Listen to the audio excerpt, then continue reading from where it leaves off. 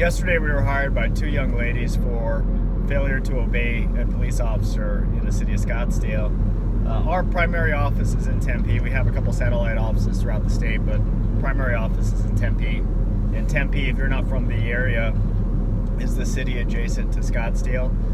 But because Scottsdale is sort of notorious for clubs and bars and very fun events, and we get most of our cases happen to be Scottsdale cases.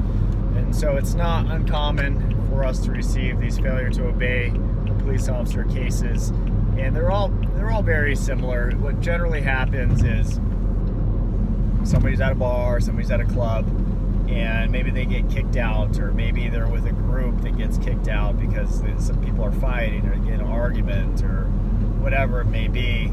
And not always, but the majority of the cases, our clients are intoxicated, and the police officers give them some form of directives. I need you to stay there, sit there, I need you to provide this and the other. And clients they're not comprehending it, or they're emotional, whatever, and they disregard it, and then these officers file these failure to obey. Is it something that's relatively, in the whole scheme of things, is it a felony? No, it's not, but it is a misdemeanor charge. So if you're convicted, it's going to wind up on your criminal history. You're going to have to disclose it. I know as an employer, if somebody presents, I'm doing a background check on a potential employee, and it says conviction for failure to obey a police officer, I'm thinking, oh my God, what was it? Were they being unruly? Were they cursing at the officer? Were they, what was going on? It just seems like a sort of a chaotic conviction to have on a record that it's not straightforward as to what it is, and doesn't really paint you in the best picture of you.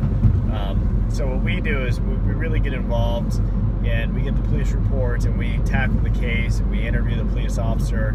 And sometimes you'd be surprised. Sometimes we'll interview the officer. He says, you know what, your client was in the wrong place at the wrong time, or was with people who they were the ones that were actually being the issue, and I was just upset with the situation because I was trying to get a handle on other people, and it was sort of a snap judgment to charge your client with failure to obey an officer. So there's many ways I can get these cases dismissed. But I can tell you, if you try doing it on your own, chances of it getting dismissed are going to be slim to none. You really got to call us. 602-980-1987. Give us a call. Let's discuss your failure to obey an officer charge in Scottsdale or anywhere else.